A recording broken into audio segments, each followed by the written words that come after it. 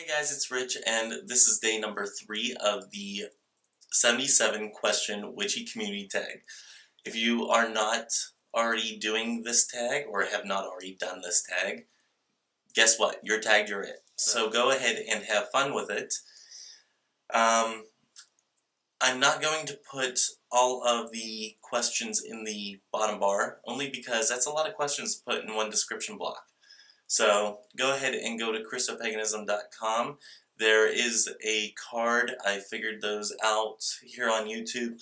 There is a card if you're watching this. I think it's only via desktop. But if you're watching this via desktop, then you can go ahead and click on the card. I think it's on this side of the screen. So go ahead and click that. That will take you to Christo-Paganism.com with a list of all of the questions. So go ahead and see all of the questions, and you can actually watch the other videos on Christo-Paganism.com as well. So go ahead and click there for that. Anywho, today we're doing questions number 23 through 33. Question number 23 is, what is your favorite Sabbath or time of year ritual? For me, that would be Samhain. I absolutely love Samhain, and also I love Candlemas in bulk. I absolutely love that. That one is because it was the first ritual that I ever did. Samhain is because of the connection with the ancestors and connecting with those familial ties, as well as friendly ties that are in my ancestral pantheon. So for me, it is definitely Samhain, but also Candlemas holding a special place in the ritual time of the year. So that's number 23's answer. Number 24, have you ever had a YouTube burnout? Absolutely, for about 3 years. So I addressed this back in the Witchy Money Matters video, and I talked about how, yeah, a lot of these videos, they take time, they take effort. Mine, not as much as some people. Some people have these elaborate videos, and mine aren't really all that elaborate. Little newsflash, I did order a lighting kit that hopefully the lighting for these videos will be better in the future because of those. But even the amount of editing and the amount of effort that I put into making these videos, yeah, there can be a lot of effort that goes into making these videos. So it's easy to get burnt out on it. And plus, there's sometimes where you have no idea what you want to talk about, which is why I love doing the Stitch and Witch vlogs. I find it's just, start recording and let your mind go where it will. So yeah, very much a vlog of daily life and where my mind ends up. So yes, YouTube burnout is very much a real thing, and I have experienced it head on. Question number 25, what is your favorite witchy shop, and do they have an online store? I would have to say that my favorite witchy shop was in Wichita, Kansas. It was owned by a friend of mine and burned down in 2011. They did not have an online store and have since moved from Kansas to, I believe it's Arkansas.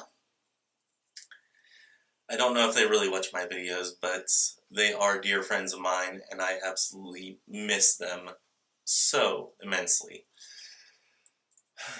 But that would have to be my favorite witchy shop. It was like going into a family friend's home, sitting there and just conversing with them about whatever it was that was the topic of the day, and then getting some goodies along the way.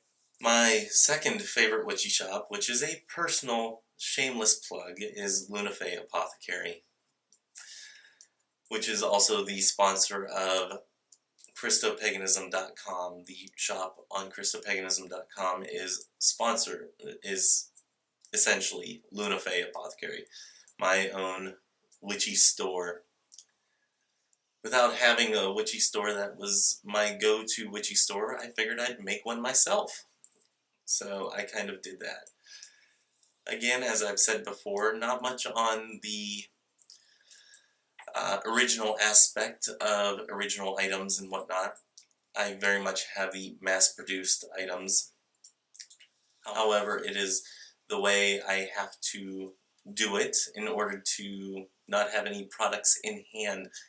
Eventually, hopefully I can make connections with people that have handmade items and I can put those on there and we can have this as a community store. So, yeah.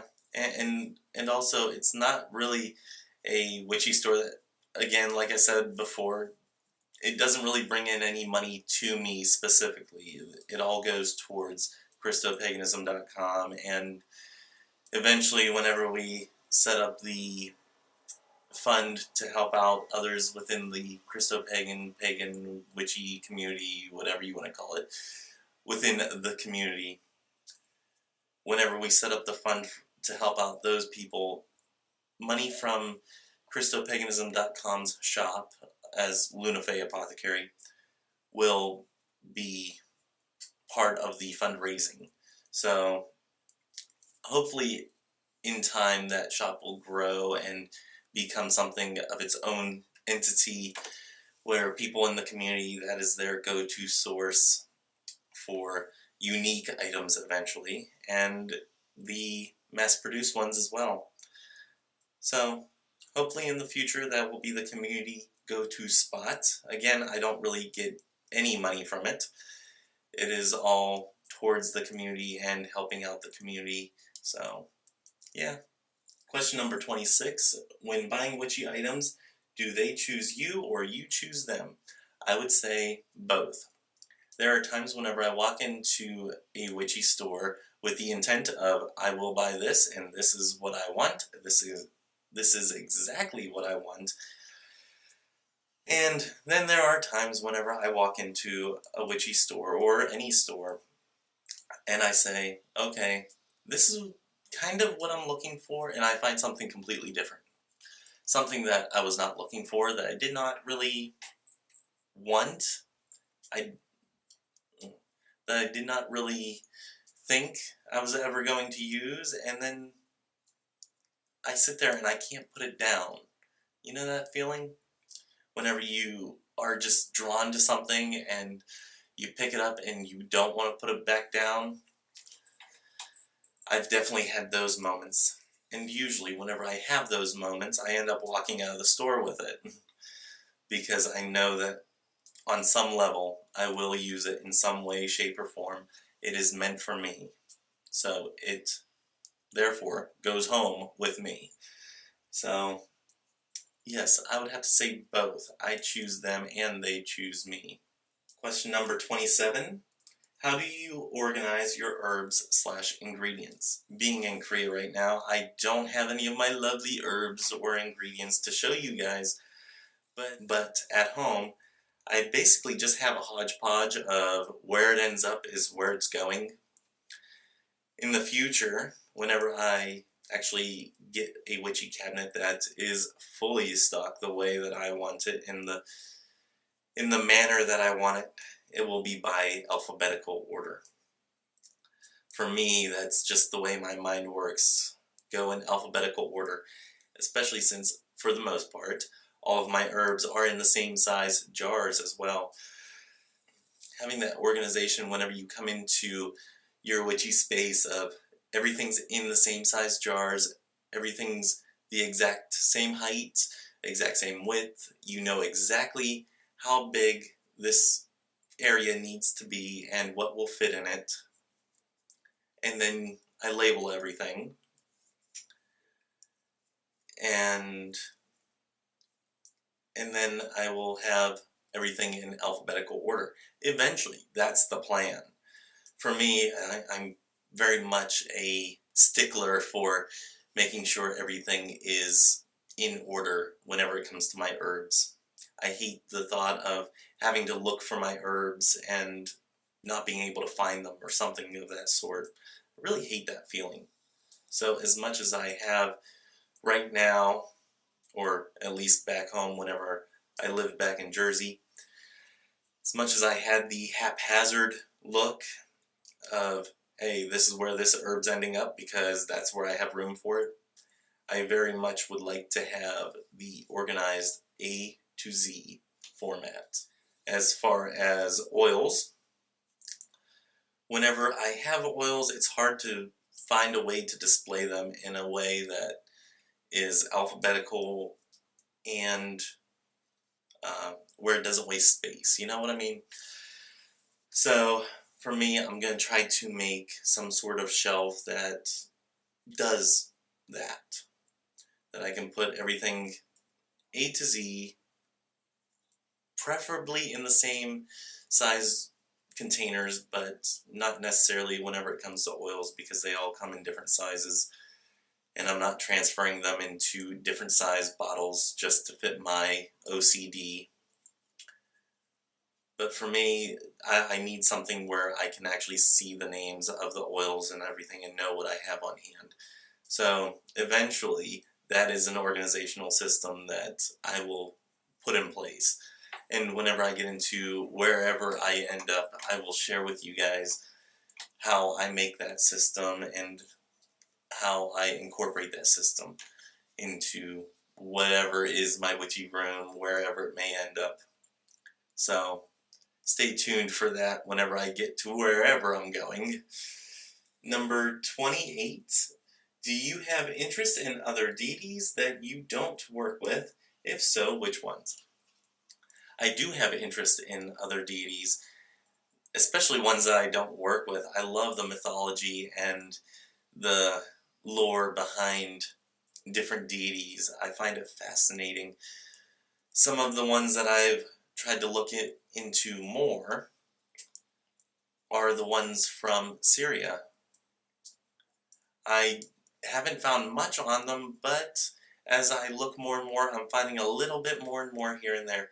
So the pantheon dealing in that region is something that I'm really interested in finding out more about. So if anybody out there has any information besides Raphael, because I know that he's doing some videos, and if I can remember to, I will leave a link to his first video right here, and hopefully there will be some future videos. So I can't wait to see those ones. But if any of you out there have any other information on anything dealing with the region of Syria and the Middle East and the deities that are around that area, please let me know. Put a comment in the bottom bar. If you have links, that's even better. So it's very much appreciated. But other than that region, in those types of deities, I also have a lot of interest in some Asian deities, some. I'm not really into Asian deities as much, but some of them, yes. I find some of them absolutely fascinating, such as Kuan Yin. I love the lore that goes with Kuan Yin, but also very much European ones. The Greeks, the Romans, the Celtic mythologies, I absolutely love those as well. Sometimes sitting around and listening to the mythologies of different deities can just be absolute bliss. Question 29. Do you have a favorite time of day to do spell work? If so, why? So for me, my favorite time of the day would be the not day, the complete and utter darkness. I am very much a night owl. I love being under the cloak of darkness. I find solace there.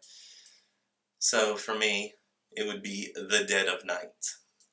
I find that sometimes my best work is done in the middle of the night as well, so for me, that incorporates wonderfully with my practice. Question number 30 is, are you solitary or do you work with a coven? I have, other than being in an online coven for a brief part of time, have been solitary my entire practice. I would love to be part of a study group or a coven, a working group of sorts, but it's not something that's really presented itself. Let's face it, Christo-Pagans out there, we're not really a large bunch. We're definitely not as big as the Wiccan community out there, so it's kind of hard to find people that believe or practice even in a similar manner as you do. So for me, until that time comes, I'm very much a solitary practitioner. Question number 31. If you could pick a certain witchcraft tradition that fits your practice most, what would it be? Druid, Celtic, Wicca, etc. I don't really have an answer for this one, because there's not really a tradition that is really that close to what I believe. So I'm going to have to decline to really answer this one, only because there's nothing that really fits in line with, as far as a tradition, as to what I believe. So I'm going to decline to answer this. Number 32, what was the most creative spell you have ever done? What did you use? Okay, I am not one of those people that say that they won't ever talk of spell work or of what they have done. I will say, however, depending on the spell and depending on the working that is going on, I will not talk about it until it's come to fruition. So for me, I will tell of the most complex, I guess, spell that I've done. It was very touchy. I had to be very careful of the wording. And like I said in the previous video, whenever you have to do some stuff, especially whenever it comes to the "and it harm none, do as thou will," whenever you have to do something, it has to be done. And this was that situation for me. And I've talked about this one before on previous videos. I did a spell that was basically to keep my friend's former stepfather from hurting her and her mother. And he ended up going to jail. Now, I will say that I had to be careful of how I worded it, that nothing really came back at me. But I also had to word it in such a way that it would work. And I had to word it in such a way that nothing would come back on my friend or her mother. So it was very touchy in the wording. It was very planned out. There was a lot of sleepless nights, I guess you would say, that came along with planning out this ritual. And it was also the most powerful ritual that I've ever done. So for me, that would be that spell. And to speak on what I used in that spell, I really cannot remember as much. Only because I wrote it down, and while I had it written down somewhere, I don't know where that went. It did not get put into my Book of Shadows, and for some reason it is somewhere that is not known to me. It might actually be in a stack of papers somewhere. So I hope I still have it, because it is something that I really do want to put into my Book of Shadows and keep in case it's ever needed again. So I can't really answer to what I used in it, but there were a handful of ingredients and certain wordings and everything, so all I know is it worked, and if I had to replicate it again in a pinch, I could probably do it. So I have a loose idea of remembering what was said and what was done. So I could probably replicate it more or less. And number 33 is, what do you prefer for divination? Tarot, oracle, runes, etc., and why? I would have to say for this, oracle cards are something that I actually prefer to work with. However, I feel that they don't give you as much of an in-depth reading, at least not the oracle cards that I have. With that being said, I do have the Heart of the Fairy Oracle, which I know that the Fairy Oracle by, I think it's Brian Froud, Brian and Wendy Froud, I believe it is. Actually, yes, I'm looking at the book right now. It is Brian and Wendy Froud.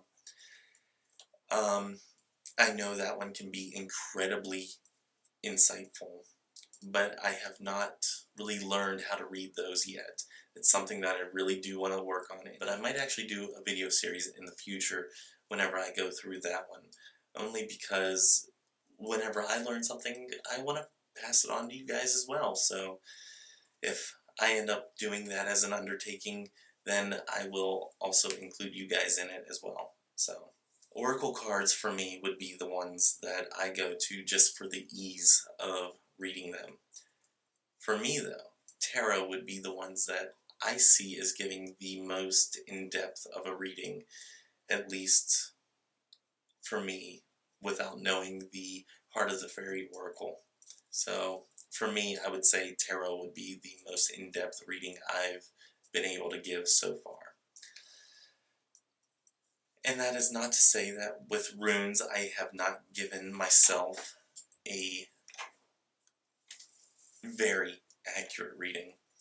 I have given myself very accurate readings with runes, but also with runes it is actually a little difficult for me to read them, only because I have to go back and forth and remember what that symbol is and what it means and stuff like that. So for me, runes, they can give an accurate reading, but for ease of reading, for me, not so much. And that is it for the third installment of the 77 question Witchy community tag. Again, if you are not already doing this tag, if you have not done this tag yet, you are here and henceforth tagged. So you're it. Go and do a response video, do your own tag video. Have fun with it. Answer one or two questions here if that's what feels right for you. But definitely get involved with this tag. I'd love to hear from you guys and hear what you guys have going on as far as the answers to these questions. So yeah, love to see some videos from you guys. Until next time, may you have love, hugs, and ladybugs. Bye-bye.